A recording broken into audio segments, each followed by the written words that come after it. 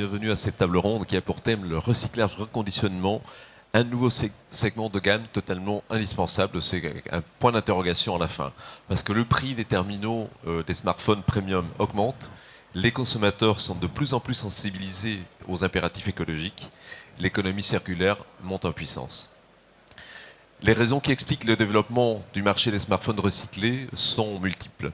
Ce qui apparaissait au démarrage comme une alternative un petit peu originale est maintenant devenu un véritable marché de masse, un marché qui atteint, d'après les chiffres de GfK, quelques 2 millions d'unités par an, donc soit à peu près 10% du marché de la téléphonie. Certes, le marché reste extrêmement concentré autour de peu de marques, donc Apple essentiellement, Samsung un peu moins, et derrière Sony, Huawei, HTC, LG. Mais le reconditionné apparaît de plus en plus comme un complément de gamme qui permet aux consommateurs d'accéder à des smartphones premium et qui permet également aux retailers d'attirer dans leur boutique une nouvelle clientèle. Ce nouveau marché, qui offre parfois à la distribution des marges supérieures à celles des terminaux neufs, et ça c'est un point important, on va en parler tout à l'heure, tire également la vente d'accessoires de protection. Alors sommes-nous face à un phénomène passager dicté par les circonstances, où le reconditionné est maintenant devenu un segment de gamme comme un autre, qui fait partie vraiment de l'offre de téléphonie mobile? C'est ce que nous allons voir donc en compagnie de nos trois orateurs de ce jour. Donc j'ai le plaisir de vous présenter Patrick Richard, qui est directeur commercial de Recommerce Group. Bonjour Patrick. Bonjour. Christophe Gauthier, qui est vice-président en charge des terminaux chez Bouygues Telecom. Donc, bonjour. On aura la vision à la fois opérateur, retailer, parce que voilà, vous avez un réseau de boutiques. Et Mathieu Galvin, qui est directeur commercial d'Itensia, donc qui est aussi un acteur de ce marché. Oui. Bonjour à tous. Voilà, donc ils vont nous expliquer chacun comment ils se positionnent sur ce marché. Avant toute chose, j'aimerais que j'ai cité en introduction un chiffre global, donc à peu près 2 millions d'unités l'année dernière. Patrick Richard, vous avez mené récemment une étude avec Kantar sur le marché des reconditionnés. Quels sont les principaux enseignements qu'on peut tirer de cette étude, à part ce chiffre donc, qui est déjà significatif? Qu'est-ce qu'on observe comme comportement et comme principale tendance? Oui, effectivement. L'étude Kantar nous apprend plusieurs choses. On l'a menée sur deux activités, c'est-à-dire déjà le fait de revendre son ancien mobile et voir comment cette tendance de revente de mobile évolue. Et puis ensuite, de l'achat d'un mobile reconditionné, effectivement, pour évaluer aussi la croissance du marché, mais surtout le comportement du consommateur. Donc, premier enseignement sur la partie sur la revente de son ancien mobile. Aujourd'hui, sur le marché, il n'y a que 20% des Français qui ont pris l'habitude de revendre leur ancien mobile. Et c'est assez intéressant parce que sur ces 20%, en fait, seulement 11% des Français revendent leur mobile à un professionnel. Ce qui signifie qu'il y a une énorme marge de croissance, de progression, puisque ça veut dire qu'on a 89% des Français à les convaincre en leur disant, en simplifiant le geste et en les incitant à revendre leur mobile à un opérateur, à un retailer ou à un constructeur, en ayant toute la garantie que les données soient effacées, etc. Alors justement, quand on se projette sur... Il y a un chiffre faramineux qui circule, on dit qu'il y a 100 millions de smartphones qui dorment dans les tiroirs. Ouais. Alors, entre 100 et 120 millions, voilà. Entre 100 et 120 millions, donc encore plus. Tous ces mobiles n'ont pas forcément une valeur, mais en tous les cas, justement, Kantar nous dit que aussi, finalement, quand on se projette un peu sur les intentionnistes, ils sont 71% à se dire prêts à revendre leur mobile à un professionnel. Donc il y a vraiment, non seulement la tendance, elle est positive, mais en plus, au niveau des intentionnistes et des intéressés, il y a un nombre qui est assez colossal. Ça, c'était pour le geste de revente de son mobile. Quand on regarde la pratique d'achat d'un mobile reconditionné, là, on est sur des tons un peu différents, mais tout aussi en croissance, puisque aujourd'hui, il y a 27% des Français qui ont déjà acheté un mobile d'occasion ou reconditionné. Sachant qu'on va parler de mobile reconditionné quand le mobile a été transformé dans une usine spécialisée et passé dans les mains d'un professionnel. 27%, c'est assez élevé, mais ce n'est pas encore suffisant. Sachant que cette pratique, elle est particulièrement développée chez les 16-34 ans, donc la génération Y, les millennials, puisque ce taux de 27, il monte à 33. Pareil, Alors peut-être il y a juste une précision qu'on oublie toujours d'apporter, c'est qu'entre le reconditionné et l'occasion, il y a une petite différence parce que le reconditionné, donc on remet un accessoire, on vérifie, il y a un emballage, en fait, il y a un chargeur neuf, parfois des écouteurs neufs. C'est important et ce marché a besoin de réassurance, on en parlera tout à l'heure. Et effectivement, un produit reconditionné, c'est un produit qui est passé par une usine spécialisée, qui a été testé, nettoyé, réparé éventuellement, qui est bien sûr remis sur le marché, reconditionné avec une garantie, c'est très important, avec des accessoires neufs et avec une mise sur le marché qui va être accompagnée. Pour finir sur les intentionnistes, là aussi, on a demandé aux Français quelles étaient leurs intentions par rapport à l'achat d'un produit reconditionné. Et là, ils sont 60% à se dire intéressés par l'achat d'un produit reconditionné, à une condition, c'est plutôt auprès des professionnels. Et ça, c'est le deuxième grand enseignement de l'étude Kantar, c'est que le marché est en train de se professionnaliser. Et que les Français sont, de par la crise, de par aussi l'attitude des éco-responsables d'un achat, sont de plus en plus prêts à acheter un produit reconditionné dès lors où ils ont la réassurance d'une garantie, d'une facture, de l'origine du produit, de la provenance, etc. Et du coup, il y a une vraie professionnalisation de ce marché qui est en cours. Alors, que représente aujourd'hui le reconditionné chez Bouygues Télécom en termes de vente et de tendance, Christophe Gauthier? Est-ce qu'on est dans ces 10% ou pas?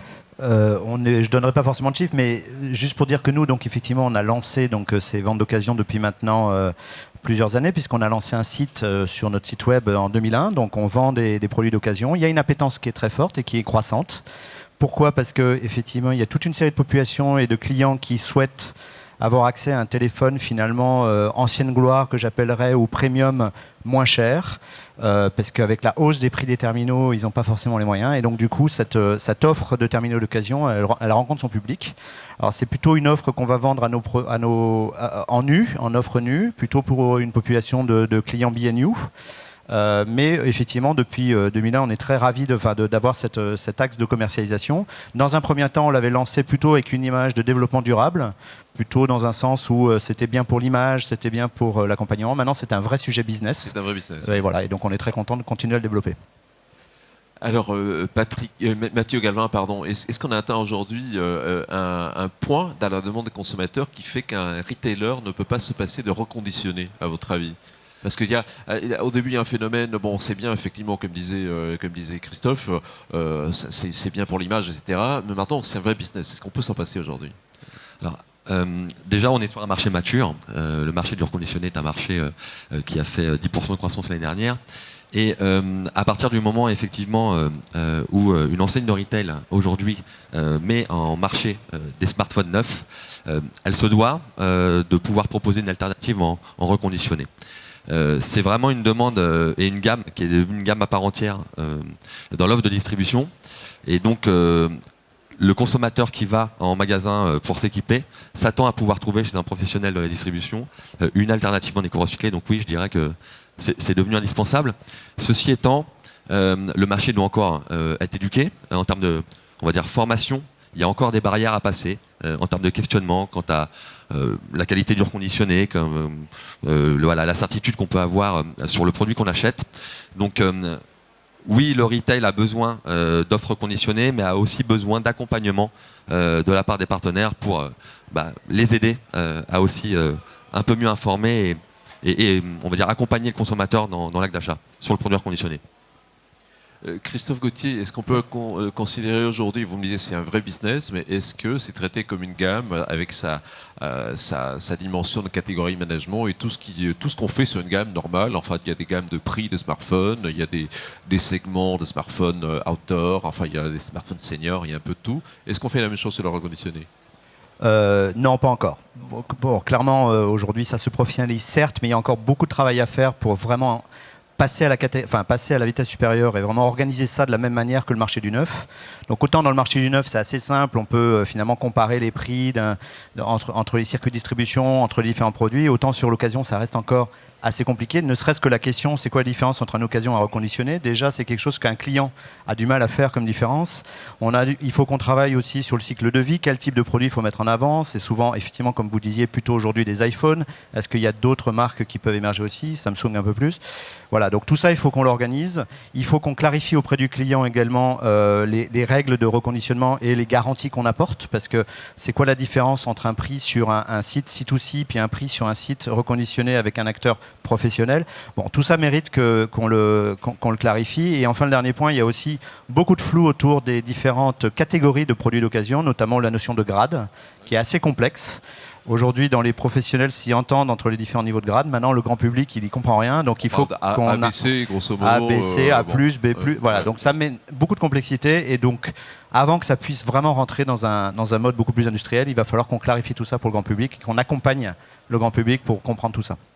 Alors, lorsqu'un consommateur pousse la porte d'une boutique Bouygues Télécom et cherche du reconditionné, à votre avis, est-ce qu'il cherche la réassurance de l'opérateur, donc de la marque, ou la marque du refou Bichard, comme on dit en mauvais franglais, parce que justement, ces produits reconditionnés, maintenant, ont leur marque, donc, et très souvent, la marque du fournisseur est plus visible que celle du produit qui est à l'intérieur. Donc, quelle est la part, à votre avis, entre cette quête de réassurance qui passe par l'image opérateur et l'image du fournisseur? Je pense que justement, ça, c'est ce qui est en train de changer en ce moment. C'est-à-dire que jusqu'à présent, je pense que les clients qui arrivaient sur notre boutique, ce qu'ils cherchaient, c'était la réassurance opérateur. C'est-à-dire qu'en gros, ils disaient, bon, je veux quelque chose de moins cher, mais bon, ça me rassure quelque part d'acheter un produit chez l'opérateur parce que j'aurai de la garantie. Si j'ai un problème, je pourrais effectivement me retourner vers mon opérateur. Aujourd'hui, je pense que le marché se professionnalise. Il y a des marques qui émergent. Donc, on sait qu'il y a des acteurs qui investissent et qui veulent développer leur marque. Et donc, je pense qu'aujourd'hui, on est à un niveau de marché dans lequel on peut distribuer ces produits sous leur marque propre, sans forcément vraiment attacher la marque opérateur. Donc, dans notre vision, on pense qu'effectivement, on va pouvoir s'appuyer sur ces acteurs pour continuer à distribuer et professionnaliser la filière. Alors, on a évoqué la question des grades, donc c'est une qualification mise en place pour se distinguer des aléas du marché C2C, de consommateur à consommateur. Donc, cela dit, il y a une initiative du premier acteur de marché, donc Remade in France, qui a décidé, c'est pas très vieux, il a dit, pour moi, on supprime les grades, maintenant, il n'y a que le premium. Donc parce qu'ils retraitent tous les téléphones, enfin ils analysent les coques complètement et donc tous les téléphones ont l'air neuf. Est-ce que c'est une bonne chose de votre point de vue, messieurs, à tous les deux, ou est-ce que ça amène encore de la confusion sur un marché qui commençait à s'organiser autour de différentes catégories? Alors, Patrick Richard et ensuite Mathieu Galvin. On a un travail de simplification à faire sur le marché. Parce que finalement, le consommateur, il veut quelque chose de simple, il veut que ça soit compréhensible, il veut être réassuré, il a besoin de pédagogie, etc. Cela dit, une fois qu'on a dit ça, sur le marché du reconditionné, sur les 2 millions de mobiles reconditionnés qui sont vendus par an, il y a une grande partie qui sont du grade A, B, C, avec des traces d'usure. Donc le marché du reconditionné sans traces d'usure, c'est peut-être un tiers du marché, pas plus. Pourquoi il y a un marché sur des grades inférieurs? Parce qu'il y a forcément un discount qui est plus intéressant. Donc il y a un parti pris du consommateur qui dit moi je vais prendre effectivement un produit qui est 100% fonctionnel, qui est garanti, qui est réaccessoirisé, qui peut-être a quelques traces d'usure légères, mais c'est pas grave, j'achète une coque à côté, c'est une opportunité pour un opérateur ou un distributeur de vendre l'accessoire qui va avec. Donc il y a un vrai marché. Il suffit de regarder sur les prix sur les marketplaces ou sur d'autres sites où on va voir qu'on a un vrai marché pour ça. Notre travail, c'est de simplifier ce grading. C'est discuter là-dessus. Et je laisserai Mathieu en parler. Mais nous, c'est notre parti pris aussi chez Recommerce d'avoir conclu un accord avec Extenso Télécom où on l'a annoncé là pendant le MEDPI, Extenso va commercialiser des produits SLP by Recommerce et il y aura 2 grades commercialisés. Un grade premium, sans traces d'usure, et un grade access avec quelques traces d'usure. Les 2 grades sont garantis 1 an, accessoirisés avec des accessoires neufs, avec le support client qui va bien, avec toute la traçabilité et la provenance des produits. Voilà. Donc oui, il y a un travail de simplification. Rimet prend un parti pris de dire je fais que du A+, enfin du remis à neuf. Nous, le parti pris, c'est non, on sert tout le marché parce qu'il y a une demande et il y a un discount qui est très intéressant. Dès lors où on achète un produit avec trace d'usure, ça peut aller jusqu'à 50% du prix du neuf. Mathieu Galvin, 1 grade, 2 grades, 0 grade. Moi, je rejoins totalement l'approche de Patrick sur le sujet. Déjà, pour la part de nos produits Again, on vend seulement à peine 50% de nos produits sur du grade que nous, on appelle Eco+, d'où notre interpellation du grade. Et le reste est vendu sur des grades inférieurs, donc avec des traces d'usure un peu plus marquées. On est aussi sur un marché dont le panier moyen évolue à la hausse. Donc des produits de plus en plus chers et effectivement pouvoir proposer des produits avec des grades et des traces d'usure un peu supérieures permet aussi aux consommateurs qui ont moins de budget de pouvoir acquérir un produit qui somme toute est en plus statutaire, parce que le smartphone et notamment on le voit sur le marché de conditionné entre Samsung et Apple, c'est des produits statutaires. Je rejoins aussi Patrick sur le fait de dire qu'effectivement, il faut simplifier l'approche pour le consommateur, non seulement peut-être en harmonisant les termes en termes de grading, mais aussi en harmonisant la promesse autour du grading. C'est-à-dire qu'on puisse ensemble définir qu'est-ce qui est acceptable en termes d'usure pour un grade A ou un grade Access, etc. Donc peut-être effectivement harmoniser les termes au niveau du grading et puis surtout pouvoir orienter vers une charte de ce qui est acceptable dans chaque grade et amener une promesse au niveau du consommateur.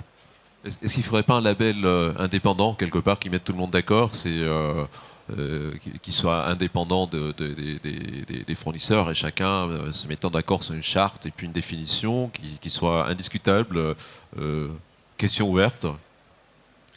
Christophe Gauthier. Alors, je ne sais pas s'il faut forcément un label. Maintenant, ce que je sais, c'est qu'effectivement, il faut qu'on clarifie ça et qu'il faut qu'on arrive à clarifier, enfin, à simplifier du consommateur. Je vais vous donner un exemple dans le débat sur le nombre de grades.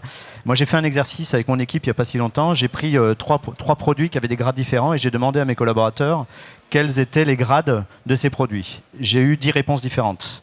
Donc, on est des professionnels du marché, on n'était pas capable de définir lequel était A, B, C. Donc ça, le jour où on arrivera à distribuer des produits dans lesquels le client de lui-même pourra définir si c'est un produit qui est A ou B, on aura gagné, je pense, cette bataille-là et on aura clarifié ça vis-à-vis du consommateur. Monsieur, label indépendant ou pas? Qu'est-ce que vous en pensez? Je pense que ce qu'on disait avec Mathieu, il est important que les 4-5 acteurs leaders de ce marché-là se mettent autour d'une table et discutent d'une charte, c'est ce que tu disais Mathieu, des bonnes pratiques en termes de mise sur le marché, en termes de pratiques industrielles, en termes de grading. Effectivement, Madame Michu, un grade A+, elle ne sait pas ce que c'est, un grade C, elle ne sait pas ce que c'est. Donc de toute façon, il y a un travail autour de ça et il faut qu'on le fasse ensemble pour pouvoir avoir un discours simple et intelligible par les consommateurs. Mathieu Galvin. Il y a l'aspect esthétique qui est une chose pour normer les gradings et puis effectivement, comme l'a dit Patrick, il y a toute la pratique industrielle. Je pense qu'il est aussi important de pouvoir engager le client autour d'un partenaire qui a certains process, qui assure une certaine qualité, etc. Et je remonte un peu sur ce qui a été dit par Christophe précédemment. Vous demandiez à Ariel, s'il y avait une valeur de marque aujourd'hui au reconditionneur. Je pense que la valeur de marque aujourd'hui a une valeur pour l'acheteur dans la chaîne de distribution, pas encore pour le consommateur. Mais il faut en tout cas, et les acheteurs dans la distribution le prennent en compte, pouvoir aussi dans cette notion de normer les gradings, aussi normer les process qualité et l'engagement et tout. Enfin, voilà, il y a beaucoup de choses qui se font sur le marché et il faudrait qu'en tant qu'acteur un peu industriel et qualitatif, on puisse aussi travailler là-dessus pour harmoniser tout ça. Alors pour la sortie de son dernier flagship, le S9, Samsung a fait une offre marketing qui incluait la reprise d'anciens terminals. Je crois que Patrick, vous étiez partie prenante dans cette mécanique. Vous pouvez nous expliquer comment ça marche et la question qui vient derrière, est-ce que vous pensez que les constructeurs vont s'approprier aussi la gestion de la deuxième vie de leurs produits comme étant un outil de fidélisation ou que sais-je? Alors effectivement, c'est une première, c'est une belle opération menée par Samsung en partenariat avec Recommerce, puisque c'est nous qui avons opéré le programme de reprise pendant les pré-orders uniquement, donc pendant les précommandes. Le site ferme d'ici quelques jours, donc oui, c'est une tendance de fond, les opérateurs l'ont bien compris, puisque tous les opérateurs ont un programme de reprise, qu'aujourd'hui on a la chance, nous, d'opérer le programme de reprise de Bouygues Telecom depuis des années, et qu'aujourd'hui c'est le programme le plus performant en Europe, avec des taux d'attachement, ce que je vais appeler un taux d'attachement, c'est on regarde le nombre de produits qui est revendu par rapport au nombre de produits neufs qui est vendu, et c'est ça qui est important. D'un point de vue geste, éco-responsable et deuxième vie, etc. Donc oui, c'est une tendance de fond que les opérateurs ont pris, que les constructeurs prennent. Pourquoi ? Parce que tout simplement, ça permet de financer le nouveau mobile et que effectivement le marché des télécoms s'est transformé et que les moyens de financement, compte tenu du prix des flagships, le moyen de financement d'un flagship d'un constructeur passe par la valorisation de l'ancien mobile. Donc oui, c'est une tendance de fond, oui, elle se développe, et est-ce que les constructeurs vont continuer dans cet axe-là ? Je pense que les constructeurs ont toujours eu l'habitude de travailler avec les opérateurs là-dessus, et s'appuient sur les opérateurs. Ponctuellement, lors d'un lancement, je laisserai Christophe compléter, mais oui, ça fait du sens. Je peux un peu compléter effectivement, parce que ce qu'a lancé Samsung avec son offre de précommande, ce n'est rien d'autre que ce qu'on fait depuis maintenant quelques années de façon de plus en plus forte, puisque ce geste de reprise et l'abondement autour de ce geste de reprise, c'est quelque chose qu'on a industrialisé depuis maintenant quelques années et qui est de plus en plus fort, donc en forte croissance. Pendant des périodes commerciales, sur des produits premium, on va avoir des taux d'attache de près de 50% vraiment sur entre le nombre de ventes et le nombre de produits repris. Donc c'est une réalité et c'est quelque chose qui est indispensable. C'est indispensable pourquoi ? C'est indispensable pour un levier de vente. Les produits sont de plus en plus chers. Quand vous avez des produits qui frôlent les 1 000 € voire plus, bien évidemment, l'achat du terminal précédent est quelque chose qui sert pour transformer la vente. Par ailleurs, les produits ont une valeur résiduelle qui est de plus en plus forte. Donc cette valeur résiduelle, elle permet de finalement monétiser le téléphone qu'on a dans la main, même après 2 ans d'usage. Et donc finalement, ça vient alimenter cette boucle. Donc oui, ça va continuer. Je pense que ça va continuer aussi par le fait que les produits sont de plus en plus chers, donc la valeur résiduelle de plus en plus valorisée par les clients et donc va s'industrialiser. Après, ce qu'il va falloir qu'on travaille, c'est la compréhension auprès du client, parce que quand on fait des enquêtes auprès de nos clients, on se rend compte que par exemple, plus de 30% de nos clients, ils n'ont pas une idée que le téléphone a de la valeur, même des téléphones qui en ont. Donc il faut qu'on arrive à pousser cette information auprès de nos clients et il faut qu'on leur donne le réflexe qu'ils peuvent avoir ce geste de retour, plutôt que de laisser dormir leur ancien téléphone dans le tiroir, parce que comme vous avez dit, il y en a 120 millions, c'est-à-dire que dans le passé, on a accumulé toute une série de produits dans nos tiroirs, et donc c'est la nostalgie, on va se souvenir de ces années. Alors on sait très bien que de toute façon, une partie des produits resteront dans les tiroirs, ne serait-ce que parce que les clients veulent garder au cas où. On sait que la raison principale du fait qu'un téléphone n'est pas repris, c'est parce que le client veut le garder au cas où il a un problème sur son nouveau. Néanmoins, à partir du moment où au cas où ça a de la valeur et que ça coûte de l'argent et que ça permet d'aider pour acheter un premium, je pense que là, ça peut se transformer différemment. Alors aujourd'hui, vous êtes quelques acteurs, vous avez évoqué, vous êtes 4 ou 5 acteurs reconnus, bien organisés sur ce marché du recyclage. On voit d'autres acteurs qui se positionnent parfois ou qui veulent se positionner de manière parfois un petit peu opportuniste, puisque c'est un marché très, très, très dynamique. Est-ce qu'il y a une barrière à l'entrée particulière? Si oui, quelle est-elle? Est-ce que c'est la question d'être en capacité de proposer en permanence un fonds de rayon au retail? Est-ce l'outil industriel? C'est quoi la principale barrière? Alors, la première, ça va être la confiance de l'acheteur, déjà, dans le réseau de distribution. Et puis, le besoin de financement, parce qu'on est quand même sur des produits relativement onéreux. Donc, à la première approche, il faut quand même un petit peu de cash, on va dire, pour sourcer des produits. La deuxième, ça va être la capacité aussi à proposer dans la durée. Donc effectivement, la capacité à proposer de manière récurrente des produits, parce qu'on est dans une logique de distribution continue. Et puis, une des barrières aussi, ça va être la capacité à assurer le SAV, parce que l'expérience client, on reste quand même malgré tout sur un produit reconditionné, bien qu'il soit garanti, c'est un produit qui a déjà une vie, donc on a des taux de retour un petit peu supérieurs au produit neuf, et donc il faut être aussi capable d'assurer derrière et ne pas seulement vendre le produit et hop, je m'en vais. Donc oui, il faut pouvoir se doter des process, des outils pour pouvoir assurer le service en continuité pendant toute la période de durée de vie du produit. Patrick Richard. Ouais, notre enjeu de demain, c'est effectivement d'accompagner nos distributeurs, que ce soit des opérateurs ou des retailers, dans la mise en marché. Donc les accompagner sur les éléments de pédagogie, de réassurance, les accompagner sur tout simplement la théâtralisation dans leur point de vente, la mise en linéaire, et d'apporter tous les argumentaires, d'apporter tous les éléments de catégorie management pour leur permettre une commercialisation réussie. Donc ça, c'est fondamental. On voit bien que cette offre, elle devient pérenne, elle s'installe en fond de rayon. On voit bien que sur d'autres secteurs d'activité, je vais vous prendre l'exemple de H&M. H&M, aujourd'hui, vous pouvez aller chez H&M et revendre vos anciens vêtements à la tonne. Enfin, pas à la tonne du coup, au kilo.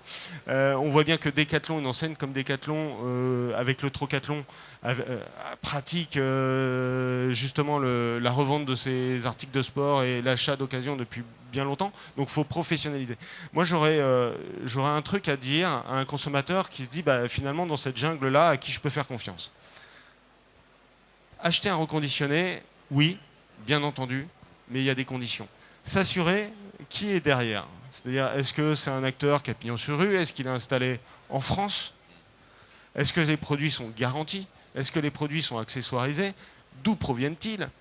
Est-ce qu'on a une traçabilité de ces produits-là? Est-ce qu'il y a un support client? Mathieu parlait de SAV, c'est fondamental. Il peut être garanti 1 an, s'il n'y a pas de SAV, à quoi ça sert? Est-ce qu'il y a un service client disponible par mail, disponible par téléphone, etc. C'est tous ces éléments que ce soit Recommerce ou Itensia, on doit travailler énormément auprès des distributeurs, auprès des clients finaux, de façon à ce qu'ils puissent effectuer un achat en toute tranquillité, en toute assurance. Et c'est aussi ces éléments-là qu'on doit travailler avec nos partenaires distributeurs. Christophe Gauthier. Oui, pour rajouter, effectivement, donc nous, on sera attentifs à distribuer des produits d'acteurs qui sont sérieux.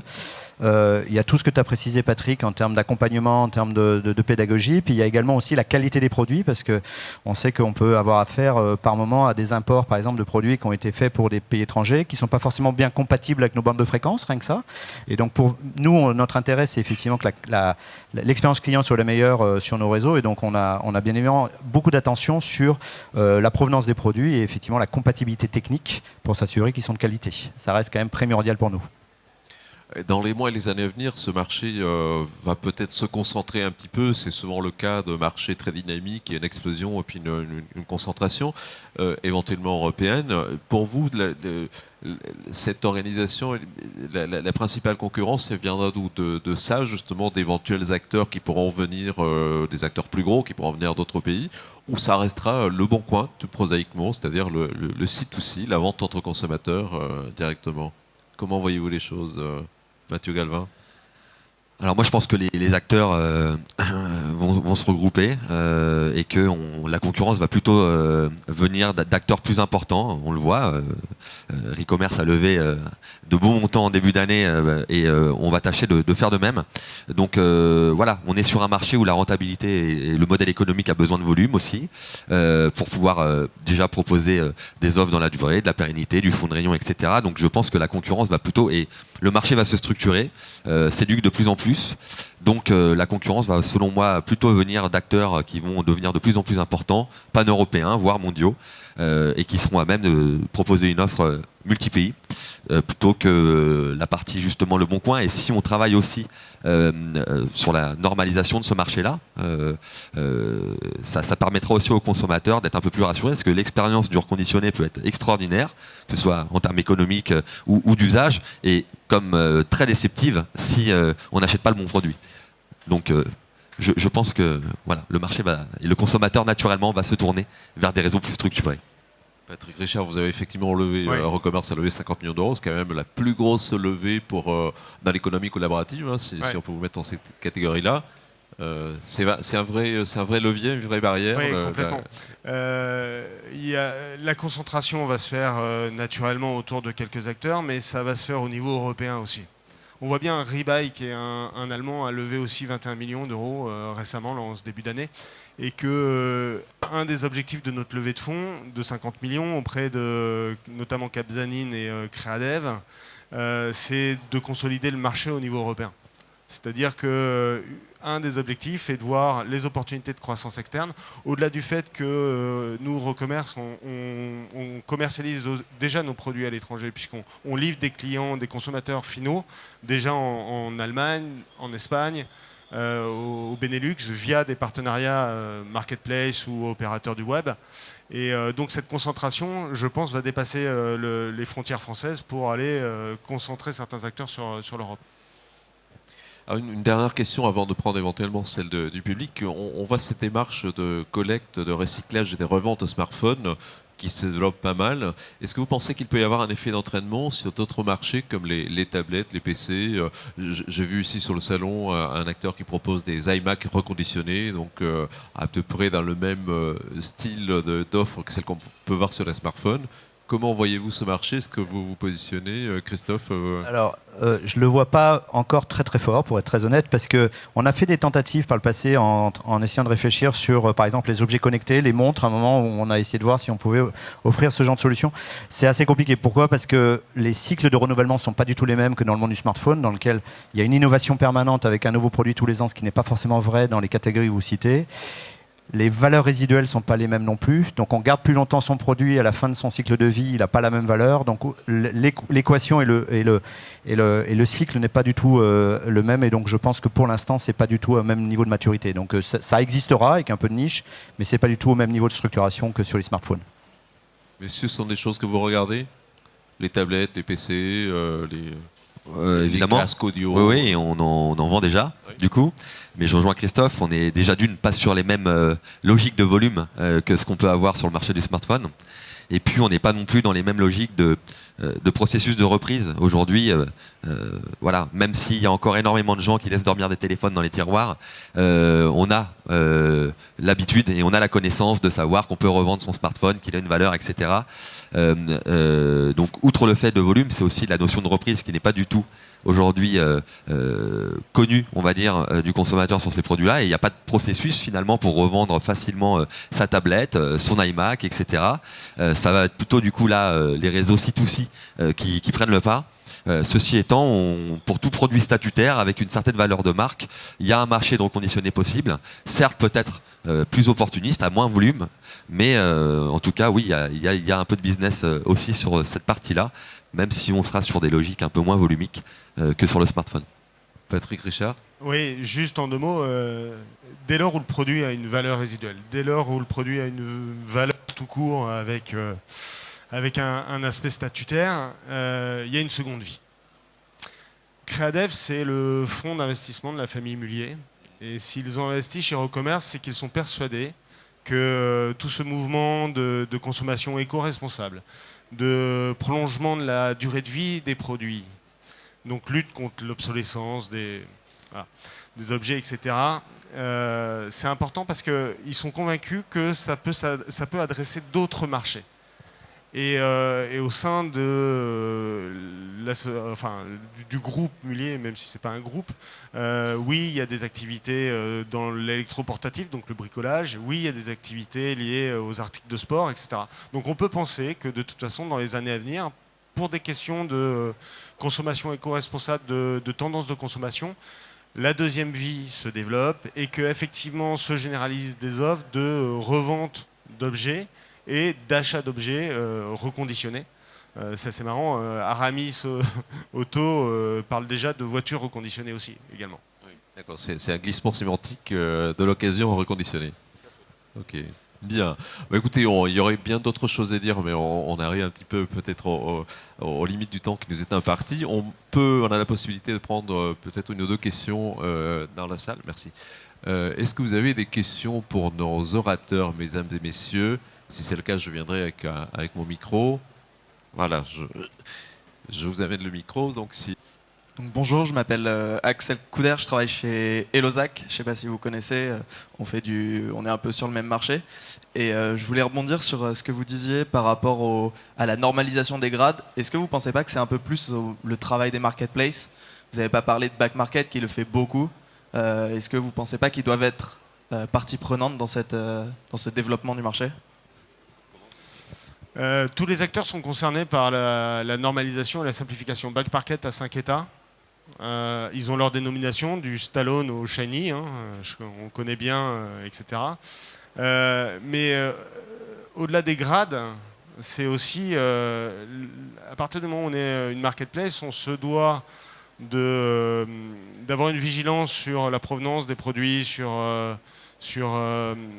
parlais tout à l'heure de pérennité du SAV, du service client, etc. Donc au-delà des grades, ça va bien au-delà des grades. Mais pour répondre à votre question, oui, les distributeurs, quels qu'ils soient, que ce soit des retailers, des places de marché, des e-commerçants, ont aussi leur mot à dire sur la compréhension et la définition des grades.